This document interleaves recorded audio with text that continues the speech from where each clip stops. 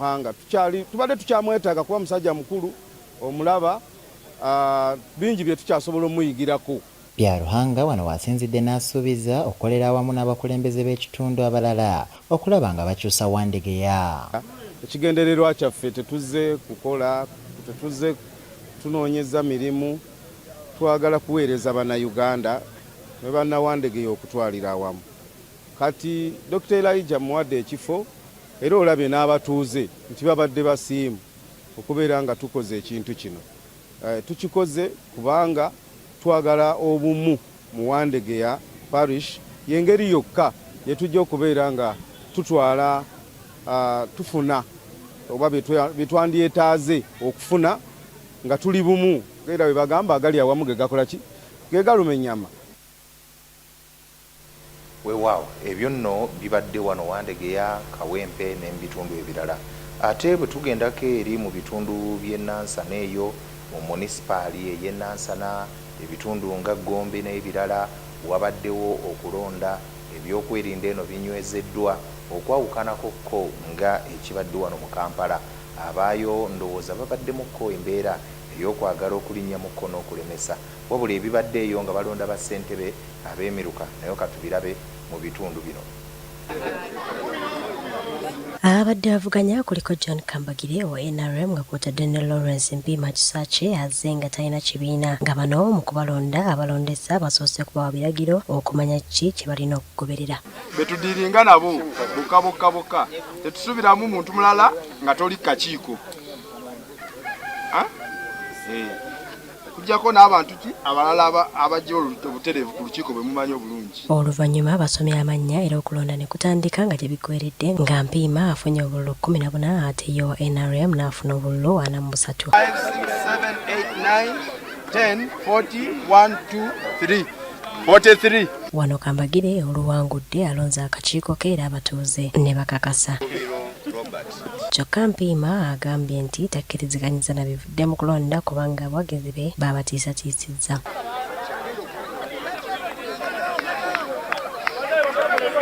Kyokka ye Kambagire agambye nti agenda kulaba nga alongoosa ebyo ebitatambudde bulungi mu kisanja kino. Nsuubiza abantu bano nti nja kutuuzanga enkiiko eza buli mwezi mu buli LC ndabe nti tutambulira wamu ne bakulembeze bannange. Poliisi egobaganya n'abawagizi be yavuganya ku kifo ky'obwa LC1 Abdul Katende amanyikiddwa nga Don bw'abadde alaga obutali bumativu bwe mu kifo we bagenda okulondera obwa LC eyokubiri ng'agamba nti ye ekyalo kye tekyalonda. Bano babadde bakutte ebipande nga boogerera waggulu nga bagamba nti tebagenda kukkiriza kulonda kuno kugenda mu maaso okutuuka nga akakiiko k'ebyokulonda kalina bye kasazeewo. Bano basoose kulemesa abalondesa okusoma amannya nga yebawogganira waggulu nga kino kireeseewo obunkenke ekiviiddeko poliisi okuyiibwa mu kifo kino.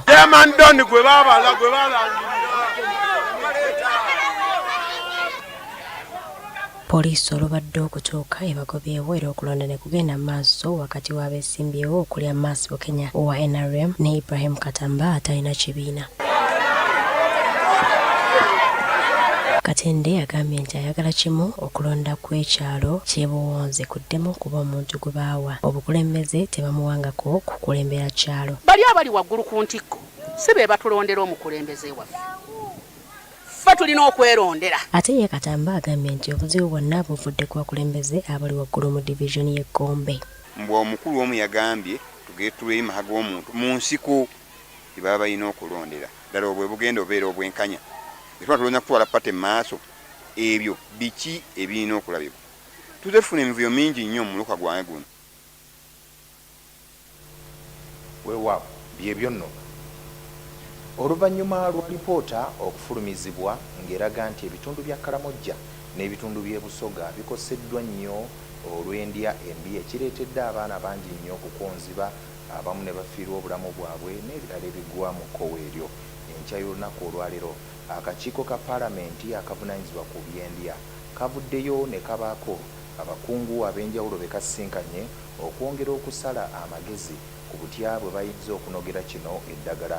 Bano bakubaganyizza ebirowoozo era okusinziira ku ssentebe ow'akakiiko kano Honorable Okeyo Peter agamba nti endya embi ekosezza eggwanga lino naddala ebitundu ebyo binokoddwayo mu alipoota. Katulabe ebiva ku paalamenti. Safe, affordable, accessible and nutritious food. Okusinziira kwa lipoota yasembayo okufulumizibwa ekitongole ekivunaanyizibwa ku bibalo mu ggwanga ekya Uganda Bureau of Statistics UBOS, abaana abali wansi w'emyaka 5 abasoba mu bitundu 25 ku buli 100 be bakyagenda mu maaso n'okukosebwa mu nkula yaabwe olw'endya embi mu bitundu by'eggwanga ebyenjawulo, era ng'ebitongole ebitali bimu nga kwotadde n'abantu ssekinnoomu bazenga batema empenda ku butya bwe bayinza okugonjoolamu ensonga eno. Statistics tulaga nti buli baana 10 abaana nga 26 tebawanvuye buki bulungi. Ng'omukukafube ow'okwongera okunogera ekizibu kino eddagala, waliwo ensisinkano etegekeddwa wakati w'ababaka ba palamenti abatuula akakiiko k'ebyendiisa ka Uganda Parliamentary Alliance on Food and Nutrition Security awamu n'ebitongole bitakabanira endya ennungi nga GAIN. Ababaka buli omu alina kye yasoma, bakugu mu bintu, abamu basawo, abalala babazi ba bitabo, abalala balooya, naye nze okuba talina nnyo kumanya ku bintu bya ndiisa. Ssentebe w'akakiiko kano Honorable Okeyo Peter agamba nti basazeewo okusisinkana ababaka okusala amagezi ku kizibu ky'endya embi naddala mu masomero kubanga ababaka bangi tebamanyi kikyakubuulira abantu baabwe bwe kijja ku by'endya. Oyinza ogenda mu Western Uganda mwankole by'osuubira nti emmere weeri, naye emmere esinga obungi ate edda e Kampala n'awasigala awaka nga tewali kyakulya, amata getufulumya nga gonna gagenda mu katale n'oba ng'ewaka tewalina. Ono agamba nti singa omuntu aba alidde bulungi kiyambako okutangira endwadde ezitali zimu, era nga wano wasinzidde n'afalasira abantu okujjumbira okulya obulungi naddala ebibala n'enva endiirwa. Tusaba gavumenti ekisooka ffe nga paliamenti okufuna etteeka evaggo lyaffe erya Food and Nutrition Bill eryaliwo lyali lyakuyisibwa mu paliamenti ya 11 lyayisibwa. Tusaba paliamenti nga tusaba sipiika atuwe ekifo tulyanjule mu paliamenti kubanga bannayuganda balirinze. Ye ssaabawandiisi w'akakiiko kano Honorable Brenda Nabukenya era nga ye mubaka omukyala owa Luweero yennyamidde olw'abantu abakolera ekkalamojja kyokka ne batayamba abantu mu kitundu ekyo nga waliwo n'abalimirayo kyokka emmere yonna ne bagitunda. Tulabye ng'abantu bangi bakolerayo emirimu mingi, okusima ebyobugagga, okulimayo emmere, naye nga bagisitula busituzi yonna nejja e Kampala, naye nga ettaka liri Kalamoja ne resource y'abantu abakola mu mafaamu abamu baveeyi. Ono ategeezezza nti abantu bayitiridde okukozesa ebiragalalagala nga bafuuyira nga kwotadde n'okutereka emmere, ekintu ekiviiriddeko endwadde nga kookolo, nga kino kiviirako omugaso gw'emmere okufa. Gavumenti erina okufaayo ku ddagala erikozesebwa mu kufuuyira omuddo n'ebigambibwa nti bigimusa, okulaba nti tulemesa eddagala ebbi okuyingira mu mmere. Okusinziira ku Damali Sali nga yakulira Global Alliance for Improved Nutrition GAIN, annyonnyodde ebimu ku ebyo ebigenda okutunuulirwa mu nsisinkano eno egenda okubeerawo olunaku olw'enkya. Addressing malnutrition requires coordinated action across agriculture, health, education, trade, industry and other sectors, supported by effective policies, adequate financing, strong oversight and community engagement. Dr. Peterson Kato Kikomeko akulira omukago gw'abasomesa mu matendekero nga bano basomesa ebyendya ategeezezza nga ebyendya ebisobolera ddala okukyusibwa wabula bangi ku babirinamu obukugu ate tebalina mirimu. Abaana bavudde mu yunivasite zino baweebwa emirimu mu gavumenti n'ebitongole ebyenjawulo, naye ekimbi nti baana bangi bakyali waka. Olukuŋŋaana lw'okubangula ababaka ba palamenti ku byendya lwakutandika olunaku olw'enkya nga lwakomekerezebwa ku lunaku olwokusatu sabbiiti eno. Nze Charles Katamba ku Agagudde TV, Agaguddewo.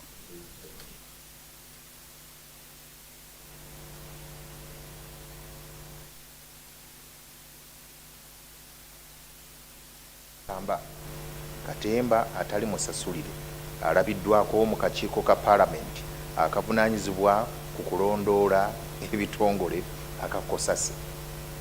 Abakulu babiri buli omu abadde agamba nti ye ssenkulu ow'ekitongole ekivunaanyizibwa ku kulondoola ebitongole ebya yinsuwa oba kampuni za yinsuwa.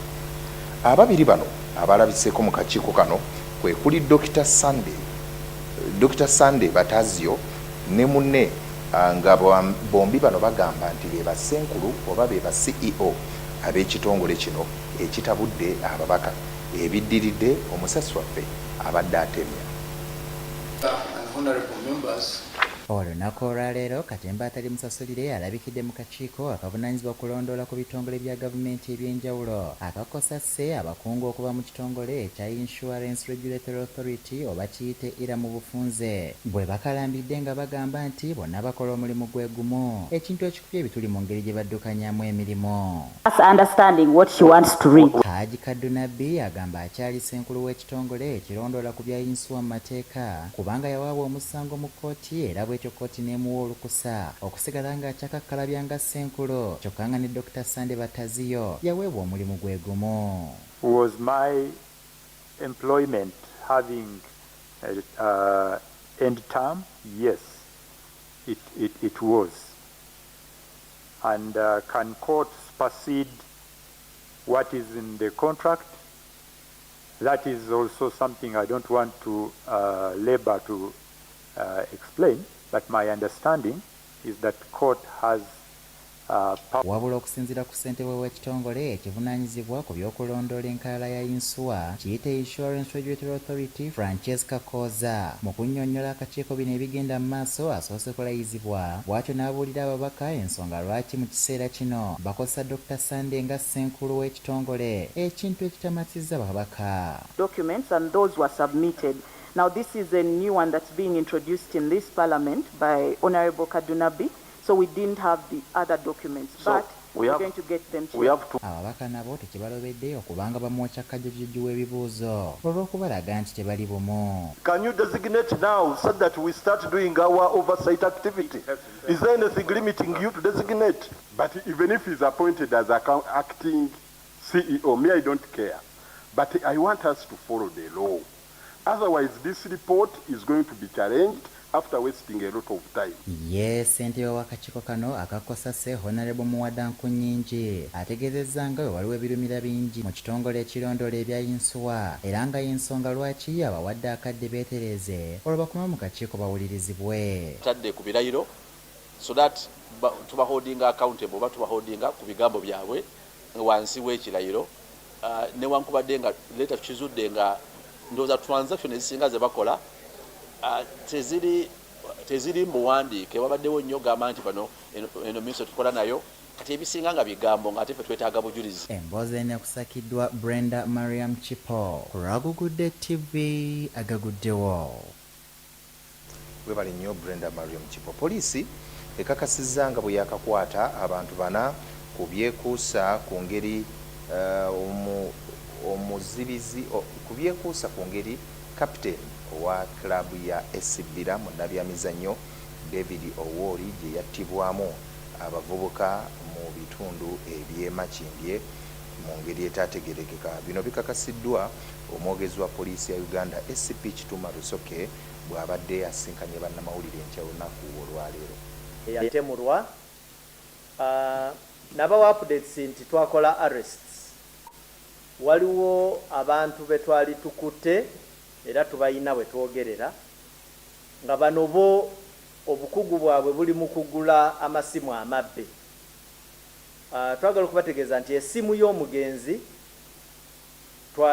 twagifuna era ne tusobola n'okukwata abantu abaali bagiguze ng'era kati omuyigo guli ku bantu abo abeenyigira mu kutemula naye nga wenjogerera kati abantu sofa abakakwatibwa tuyina bana naye ne wenjogerera nja kubamba wa updates bwe ba arrests zeeyongere kubanga omuyigo gukyagenda mu maaso.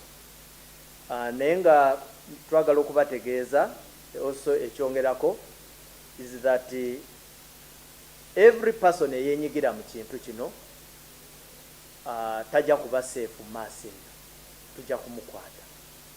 Then ekintu ekirala also kye twagala okwongerako era mu briefings za last week nakyogerako tukyalina abantu abo abalooza nti bajagula amasimu amabbe then bagatunde. Amateeka gajja kubakwata. Ate ekintu ekirala kye twagala oso okubategeeza izi emisango gino enkyabo olabanga omusango ogwa mada ate naawe omuguzi bakusembeza kumpi teweewunya kubanga mada eyina egoberera abantu abenyigira oba abayambako one before during after n'ebintu ebirala bingi nnyo. So mwegendereze nnyo okwenyigira mu bintu bino ebyokugula amasimu amabbe. Abakkiriza basabiddwa okubeera abakalabakalaba okumanya ku kubeerawo kwa Mukama Katonda kubanga kye kijja okubayamba okuva mu kibi. Okusaba kuno kukoleddwa omusumba Donald Mukuye yabadde abuulira olunaku olw'eggulo ku kkanisa ey'Amakerere Full Gospel. Katulabe ebisingawo. The big question is, ekibuuzo ekinene kye kino. do you and I notice? Gwe nange tumanya. Do you and I get to know? Gwe nange tutegeera. Do you sense osobola okukenga muli when the presence of God has departed? Bayibuli mu kitabo ky'Okuva essuula ya 33 n'olunya lw'14 egamba nti Mukama n'addamu nti naagendanga naawe era nnakuwummuzanga naye abaffe obadde okimanyi nti okubeera kwa Katonda kusobola okwabulira. This is the trouble we have, kati guno gwe mutawaana that gwe we tulina continue to walk tiffe tusigala tutambula with God away from us. Wano ku kanisa ya Full Gospel Makerere omusumba Daniel Donald Mukuye bw'abadde abuulira essira asinze kuliteeka ku kwabulirwa okw'okubeerawo kwa Katonda. You can be a Christian osobola okubeera omulokole walking ng'otambula when the presence of God left you. naye ng'okubeerawo kwa Mukama kwakwabulira. You can be a minister. osobola okubeera omuweereza. You can be a pastor osobola okubeera n'omusumba ministering ng'oweereza when the presence of the Lord left you. Omusumba agamba omulokole asobola ddala okutambula nga tali mu kubeerawo kwa Mukama ekintu eky'obulabe ennyo. Fearfulness. okutya. If you're always walking in fear, buli lw'otambula ng'obuguutana worried about what is going to happen, nga weeraliikirira ekiddako. if you're timid bw'obeera oli muti and full of cowardice, nga wenna weebwalabwala. it is an indicator. Bw'ati alambuludde ku bubonero obw'enjawulo obulaga nti Katonda yakwabulira dda okuli okuwangulwa entakera n'obutaba na kigendererwa mu bulamu. If you notice in your life gwe kasita ozuula mu bulamu that you are bwo suffering defeat after defeat, nti buli kaseera buli lunaku owangulwa, whatever you put your hands to is failing, buli ky'okwatako kiremwa, you should stop and ask yourself a question. komaawo osooke weebuuza ekibuuzo. Is the Lord with me? Kati obadde okimanyi nti n'okubeera ne stress ke kamu ku bubonero akalaga nti otambula wekka? When you're saying I am stressed, buli lw'ogamba nina it stress, is an indicator the presence of the Lord has kitegeeza otabanguse kubanga okubeerawo kwa Mukama tekuliiwo. stress. Bw'atyo omusumba asabye abakkiriza okubeera abakalabakalaba okumanya ng'okubeerawo kwa Mukama kubaabulidde n'okubaako kye bakolawo. And so it's important kati kikulu nnyo that you and I learn to sense. nze naawe tuyige okukenga. You and I be sensitive towards the presence of the nze Lord. naawe tumanye okubeerawo kwa Mukama. And when you sense that it has departed, era bw'ogeza n'omanya nti kundesse, you do something about it. Mu buufu obulala era abakubiriza okwamuka ekibi olwo bagoberere omutonzi waabwe. With a call from God. nga njagala okuleeta okukoowoola okuva eri Katonda. Come back home. koma weeka. Come back home. koma weeka. Do not normalize living without God's presence. Emboozi eno ekusakiddwa Jocelyn Nabosa ne Edwin Kanyesije ku Agagudde TV Agaguddewo. If you want God to go far away from you, njagala nkutegeeze bw'oba Katonda oyagala akuleka ennyo. continue in willful sin. Tuseeko olugero lwaffe olw'olunaku olwaleero wamu n'amakulu gaago.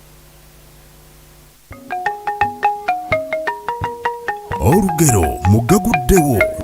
Olubuto lw'omuntu lulikkuta ebibala ebyakamwa ke, ekyengera eky'omu mimwa gye kiri mu mala amakulu. Ebigambo omuntu by'ayogera bikola nnyo eri obulamu bwe ye. Bw'oyogera ebyekisa ofuna ekisa. Engero 18 olunyiriro lwa 20. Olugero mu Agaguddewo. tuzzeemu tukomewo n'ekitundu ekyokubiri ekijjudde amawulire amalala g'otasaanidde kusubwa.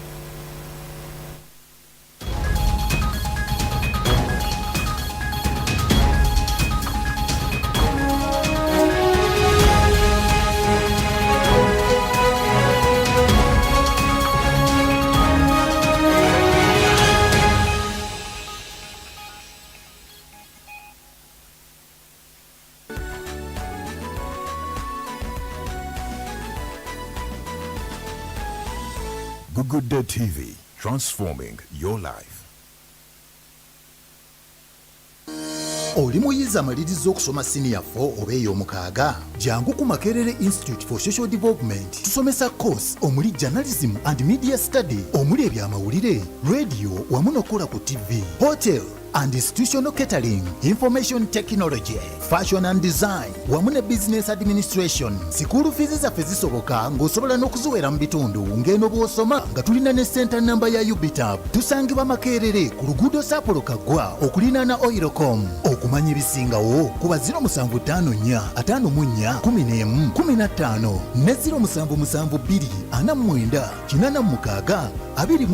Jangu osomere ku Makerere Institute for Social Development osobole okubeera omuwanguzi mu bulamu.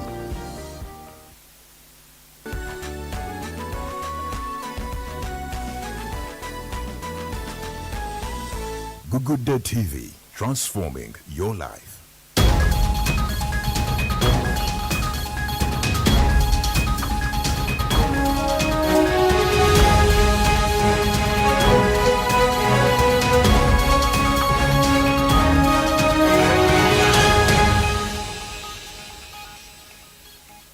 Kyokubiri ekyamawulire agaguddewo nkwaniriza omulungi atulaba nze Abe Munywevu. Bannakibiina ki Forum for Democratic Change batadde gavumenti ya kuno ku nninga okuteeka mu nkola ekyokusasula abasawo abalinze okugezesebwa olwo kiyambeko okwewala ebiyinza okuddirira mu keediimo kaabano akasuubira okutandika singa baba bagenze ku mirimu. Bino byogeddwa mu lukuŋŋaana olw'abannamawulire ku kitebe ky'ekibiina kino Najja Nankumbi. Mukimanyi bungi nti gavumenti yawaayo nsalesale ew'ennaku z'omwezi 14 omwezi guno ogw'omunaana nti oyo yenna anaabamaliriza emisomo gye egy'obusawo ataddeyo ku mulimu ku ddwaliro gye baba bamututte bagenda kumuggyako omukisa ogw'okugenda okwongera obukugu mu bye yasoma mu ngeri y'okubisa mu nkola ng'ajjanjaba abalwadde mu malwaliro ag'enjawulo. Kino ffe tukivumirira nnyo ng'ekibiina kya Forum for Democratic Change, era entiisatiisa tusaba gavumenti egiggyewo naye ewulirize okukaaba kwa bano abasawo. Tosobola kusindika musawo mu ddwaliro agenda ajjanjabe bannansi ng'alina enjala talina wakusula. Ssaabaminisita agenda kujja mu lukiiko lw'eggwanga olukulu. Tusaba ababaka aba palamenti bagende bakiikirire bannansi abaabasindika mu lukiiko olukulu olw'eggwanga. Ate tubakoledde n'omulimu ogubalaga wa ssente we zisobola okuva, kubanga palamenti yeyina obuyinza obuyisa embalirira ey'eggwanga. Forum for Democratic Change issues this communique on moral grounds to express our firm and principled dissent regarding the government of Uganda's decision to deploy the Uganda People's Defense Forces UPDF to the Gaza Strip under the International Stabilization Force ISF framework created by US President Donald Trump. Rejected by Israel that no, we don't want deployment from Turkey, we want deployment from this and that from this, which means for you to go there under this Gaza framework for deployment, you must be an ally of Israel. Now, are you going there as a peacekeeping force, or you are going there as a force to fight on the side of Israel? This is not good for Uganda. Therefore, as FDC, say this will be the following as the way forward. Uganda must choose one position to be either a member of the non-allied movement and conform to the doctrines of the non-allied movement, or to be a U.S. military ally. Olw'okubanga abakulu y'ensonga gye bataddeko essira nange kangi kuwongere. Abajaasi 67 okuva mu SFC Special Forces Command ekibinja ekyejje ly'eggwanga lino Uganda basiimiddwa olw'obuweereza bwabwe obw'amaanyi eri eggwanga lino. Bawummudde bano bamaliriza emirimu gyabwe mu magye ag'eggwanga lino era bakubiriziddwa okukozesa obukugu bwabwe n'obumanyirivu bwe bafunye mu kukuuma obulungi eggwanga lino balabe ng'ate bongera okukolaganira obulungi awamu n'abantu ba bulijjo. Mu kiseera kye baamaze mu magye, abajaasi bano baakola emirimu egy'enjawulo omuli okukuuma obukulembeze bw'eggwanga, okwetaba mirimu egy'okuzza emirembe n'obukuumi obw'enjawulo. Abakulembeze ba Special Forces Command bagamba nti obwesigwa, empisa n'obuvumu bw'abawummudde bano bwayamba nnyo mu kutumbula obukuumi bw'eggwanga, ng'era abajaasi abasiimiddwa kuliko bakapiteeni 4, balieutenant 17, warrant officers 23 n'abalala bali ku mitendera egy'enjawulo. Abakulembeze ba SFC era basiimye amaka g'abajaasi olw'obuwagizi n'okwewaayo kwe baalaga mu kiseera kyonna kye baali ku mirimu. Ekitebe kya Special Forces Command ekya UPDF kikoze omukolo gw'okusiima abajaasi 67 abawummuddeyo okuva mu buweereza bw'amagye, ng'era babasiimye olw'obuvumu, obwesigwa n'okwewaayo kwe baalaze mu kulwanirira eggwanga. Mu kusoma ebigambo by'okusiima abawummudde, akulira abakozi mu SFC Colnight Kiriza agambye nti abajaasi bano balese omukolo gw'enjawulo mu byafaayo by'amagye. Ku lw'omuduumizi wa Special Forces Command Chief Staff of SFC Brigadier General John Mango Balaza asiimye abawummudde olw'okweta mu mirimu egy'enjawulo omuli okukuuma abakulembeze b'eggwanga n'emirimu egy'okuzza emirembe. Brigadier General Balaza era akubirizza abawummudde okutandika obulamu obupya nga bakozesa obukugu bwe bafunye mu magye, nga bakuuma empisa, obwesigwa n'okwagala eggwanga. Ku lw'abawummudde, Captain Boz Balije Kanziduki yabazizza abakulembeze ba UPDF ne Special Forces Command olw'obukulembeze n'emikisa gye babawadde mu kiseera kye bamaze nga bakolera eggwanga. Abajaasi bano 67 kati bagenda mu bulamu obw'obwannannyini nga balina obukugu n'obumanyirivu bwe bakuŋŋaanyizza mu myaka gye bamaze nga baweereza UPDF.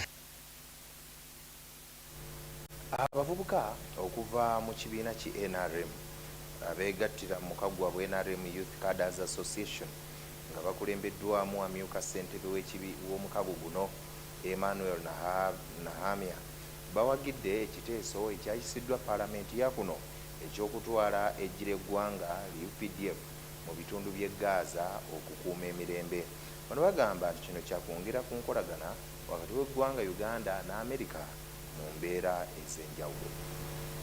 The Republic of Uganda to deploy the Uganda People's Defense Forces in the Gaza Strip for a peacekeeping mission. Omwezi gwe tukubye emabega ogw'omusanvu omwaka guno, musajja mukulu pulezidenti w'eggwanga lya America Donald Trump yabako olukomo n'awulugumya eri mukulu munne pulezidenti w'eggwanga lino Yoweri Kaguta Museveni ne babaako ensonga ze bataanya. International legal personality that will set the framework and coordinate funding for the redevelopment of the Gaza Strip pursuant to the comprehensive plan. Ensonga ez'abagulu ab'ebitiibwa bano ababiri okubaako eboogera zaali za byakwerinda era Trump yategeeza munywanyi we Kaguta nga bwe yali yeetaaga obuyambi bw'eggye ly'eggwanga erya Uganda okugenda okumuyambako okukuuma emirembe ku luwannanda lw'e Gaza.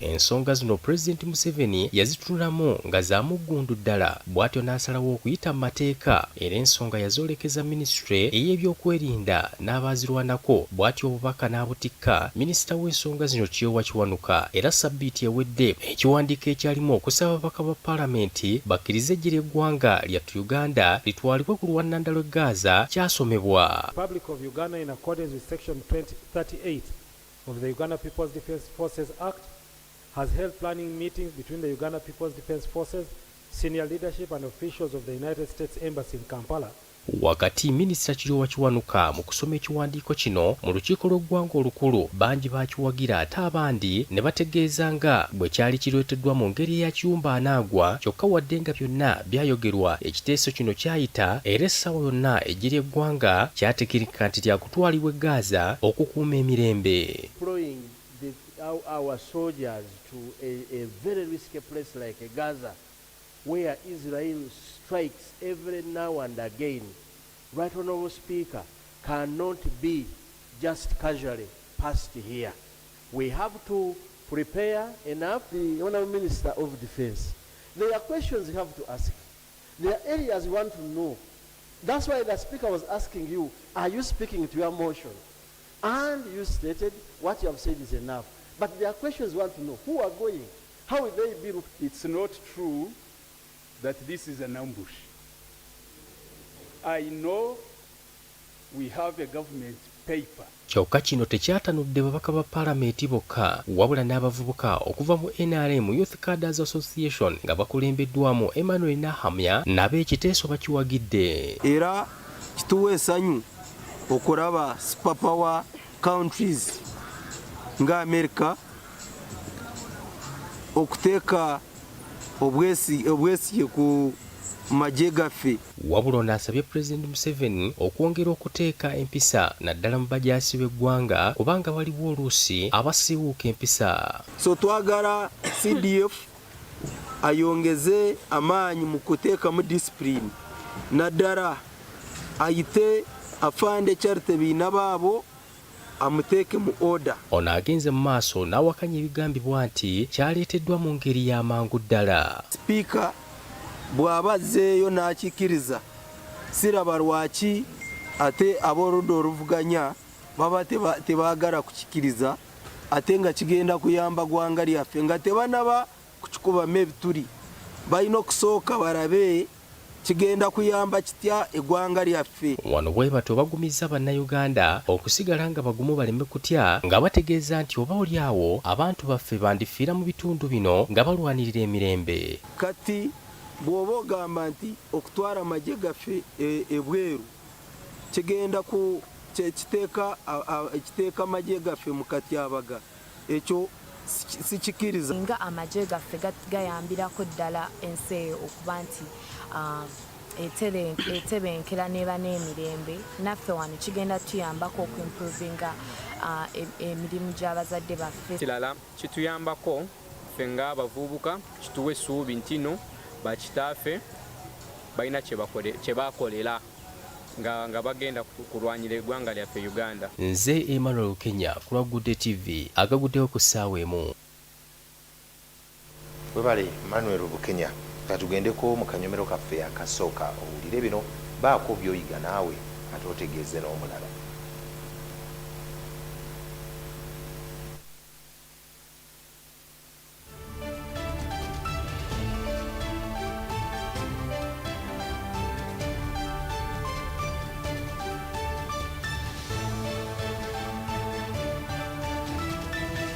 Soko owulire bino awagiddwa Victoria University. Come prepared to learn, live prepared to succeed. Because eggwanga okulizimba tetugenda lizimbira ku Victoria University okka. Ne universities nyingi kati ffe bw'otulaba twasomera ku Victoria nedda. No. Twajja buzigwa wasomera ku Victoria. No. And you toli musajja wa kitalo. So bwetubeera wano sagala mulowooza nnyo. Baleme kulowooza nnyo it's about Victoria. No. It's about discussing education matters that matter to you. As long as an institution etuukiriza ebintu bye twogerako kikulu nnyo. Ask them the hard questions. If they can answer them, basobola okuddamu ebibuuzo ebikulu ebyo ebikwatagana n'okuba nga omwana azimba digital skills, azimba artificial intelligence skills, alina emotional intelligence skills. Bw'aba asobola okufuna amagezi ago gonna ng'anaasobola okujjuza ebibbo ebitano bye twayogeddeko, amagezi, obukugu, enkolagana n'abantu abalala, okufuna ssente wamu n'okufuna ekitiibwa, ng'asobola okuzimba ebibbo ebyo ebitano mu bulamu bwe n'amanya nti my success plan erina kuva ku kino mbuke ku kyokubiri ntuke ku kyokusatu paka ekyokuna tuke ku kyokutaano. Bw'aba tesobola nga tolina university esobola kuzimba bibbo ebyo kutuuka ku kyokutaano, weebuuza ebibuuzo ebyo ate obasabe babiddemu. Bw'aba tebasobola babiddamu awo oli wa ddembe okujja ku Victoria ffe kuba tusobola okukiddamu buli kimu. Victoria University. Come prepared to learn, Live prepared to succeed.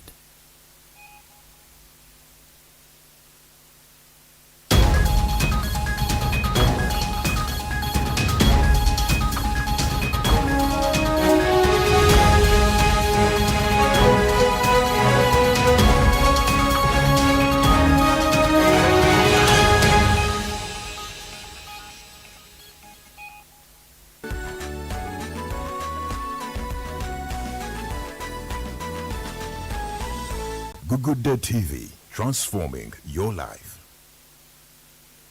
Makerere Institute for Social Development, a certified institution for higher learning, invites applicants for certificates and diploma courses like accounting and finance, social work and social administration, journalism, catering, tailoring and fashion design, with many other skills-tailored courses.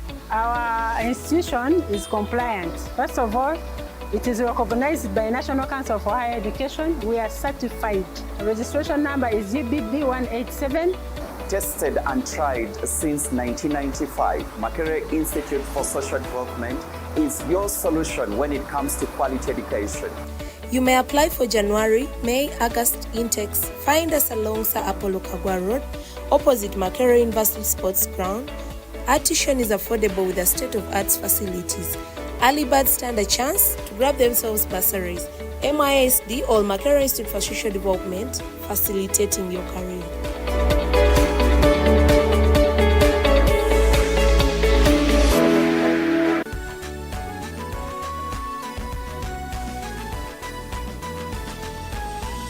Agaguddewo TV, transforming your life.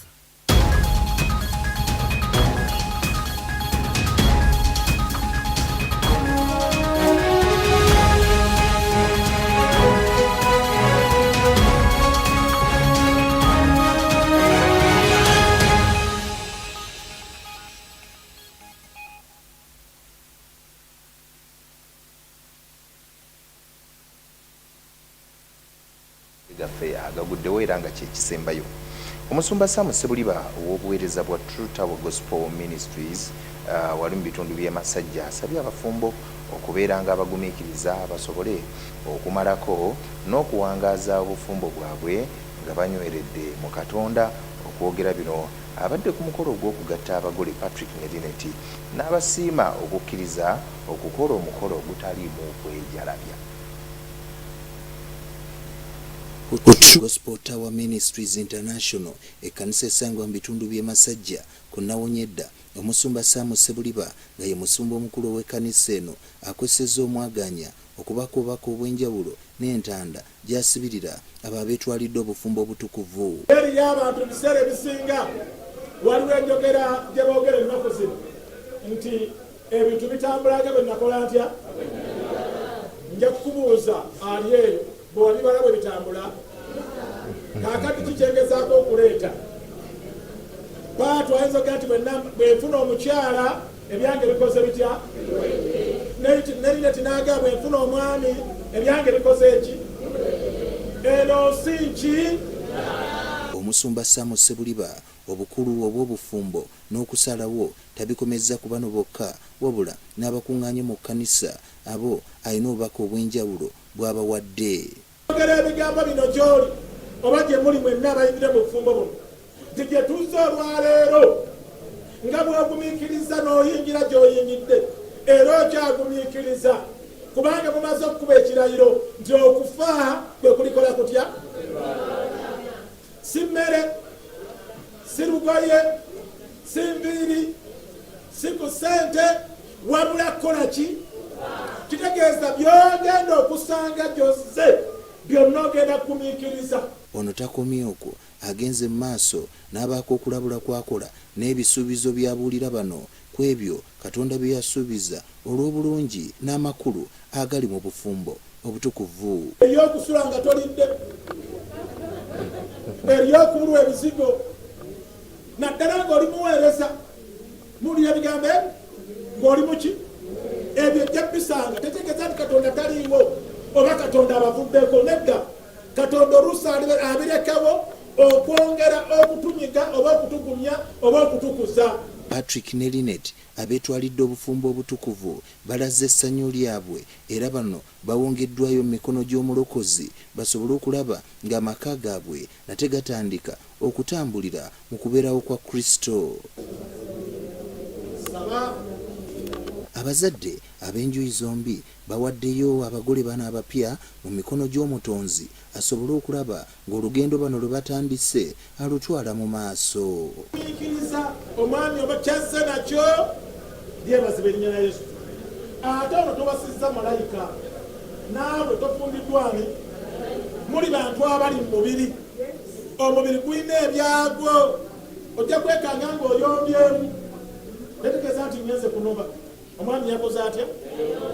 Nze Abe Munywevu, Gugudde TV, Agaguddewo. Bwe bityo bibadde.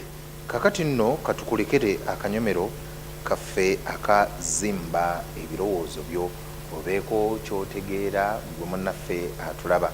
Bwenviira wano ke kagenda okubanga kaddako obeeko obubaka obw'enjawulo bw'osobola okuteekamu bukyusa obulamu bwo. Tolaba bulabi kunyumirwa wabula baako ekyokuyiga kyofuna. Nze Abe Munywevu ku lw'ekitongole eky'amawulire. Sula bulungi luweerako.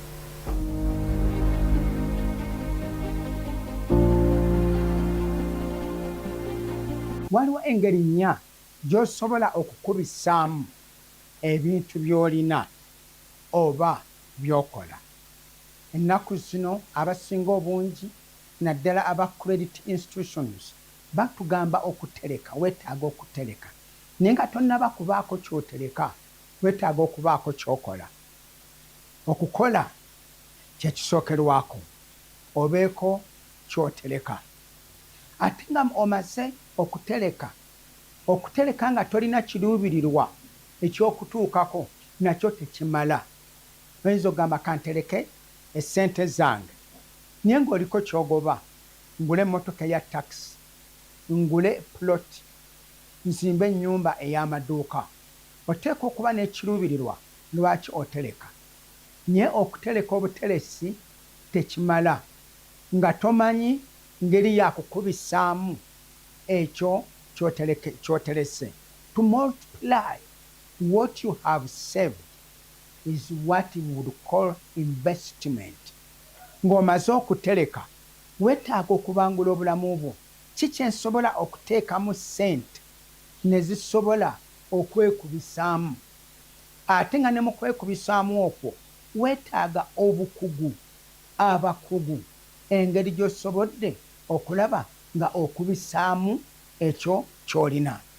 Ng'omaze okukubisaamu ky'olina ate n'engeri y'okusaasaanyaamu, that is spending, nakyo kitwala amagezi era wamu n'okubangulibwa okulaba how do I spend what I have invested.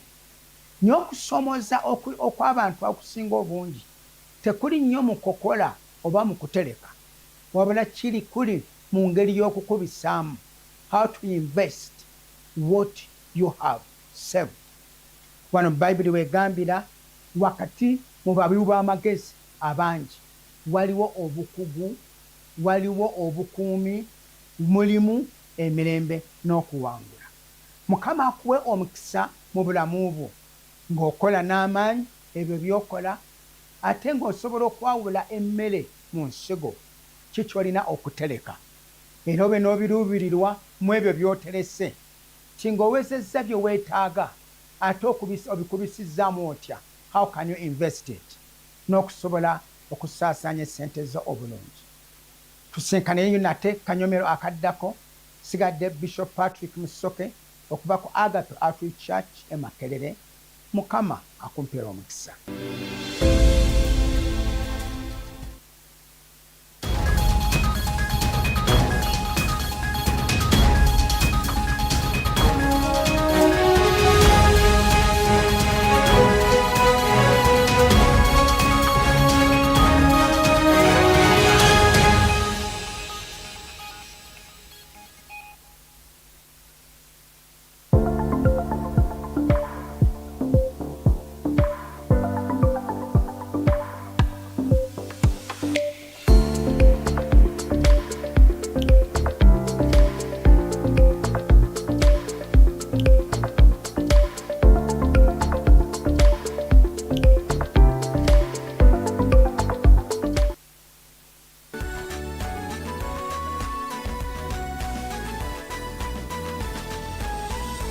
Agaguddewo TV, transforming your life. Every generation is remembered for something. Some for their achievements, others for their discoveries. But every genuine move of God is remembered for one thing: a people who turned their hearts back toward God. People of Uganda, with the blast of the shofar and the shout of the herald, God is calling back his people, summoning them to his mount. This August, from the 17th to the 21st, believers from across Uganda and beyond will gather at Makerere Full Gospel Church. 5 days of prayer. Every generation is remembered for something. Some for their achievements, others for their discoveries. But every genuine move of God is remembered for one thing: a people who turned their hearts back toward God. People of Uganda, with the blast of the shofar and the shout of the herald, God is calling back his people, summoning them to his mount. This August, from the 17th to the 21st, believers from across Uganda and beyond will gather at Makerere Full Gospel Church. 5 days of prayer, 5 days of worship, 5 days in the Word. To behold Jesus, to love him, and to see him exalted among the nations. Ministering are Reverend Dr. Fred Wantanti of Makerere Full Gospel Church, Pastor P. Daniels Olawande, all the way from Nigeria, Apostle Jonathan Malay of Petra Full Gospel Church, Pastor Jotham Mutebi, alongside Apostle Jonathan Babara, Pastor Brian Lubega, and Minister Sheila Ugume. It is a sermon to the hungry, a gathering of believers, and an invitation for the nations to behold the beauty and lordship of Christ. Come, bring a friend, bring your family, bring your hunger. Jesus, still the joy of the nations.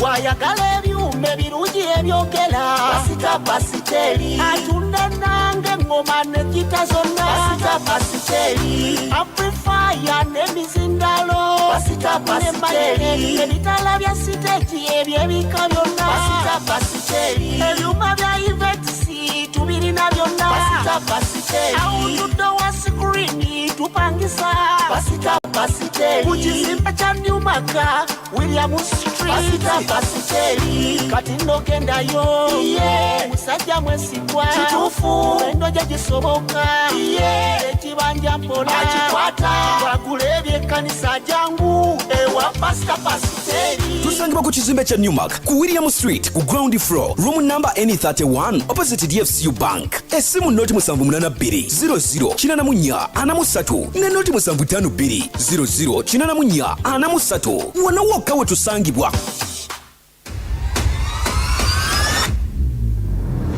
The Teen Scope is back!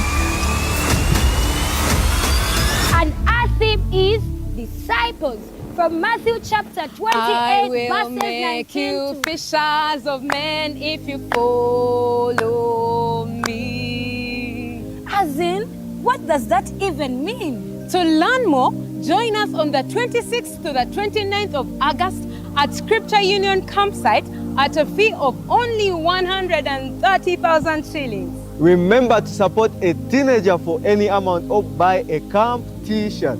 25K for campers and 30K for non-campers. For more information, please contact us on the numbers below your screen, or you can reach out at the Teens Desk outside. See you there! abantu b'omu Kampala mwenna n'ebitundu ebyetoolodde ogw'omunaana omwaka guno 2026 Yada for Life ebatuusaako mujja tusinze Nsima Edition n'omusinzo ow'amafuta Godfrey Kwezi ku Lwomukaaga nga 29 ogw'omunaana ku Imperial Royal Hotel ng'awerekeddwako abasinzi abalala bangi. Olina ky'osiimira Mukama oba olinayo ensonga yonna ey'okwebaza Mukama Katonda kati funa tiketi y'obunnambiro eya Deluxe ku mitwalo 3, Gold ku mitwalo 5, Platinum mitwalo 10 n'emmeeza obukadde 2. Tiketi zisange ku Unique Uniforms awo ku Uganda House ne ku House of Rest eyayitibwanga Fido Dido. Emiyango gya kuggulwawo ku ssaawa 10 ez'olweggulo. Bw'ayagala okubukinga emmeeza oba tiketi kuba ku 0760595336 ne 0708766536. Mujja tusinze 2026 Nsima Edition ewagiddwa A-Classic Events, Unique Uniforms, Philip Lightings, Yuga Tunes, Afro Mobile, KSTV, Agaguddewo TV, Promise TV, Pizza Origin, Sanyuka TV, NBS Music Media sponsor omukulu owamujja tusinze 2026 Nsima Edition ng'abataddemu ssente Bannayuganda mwenna abagala Katonda abagala okusi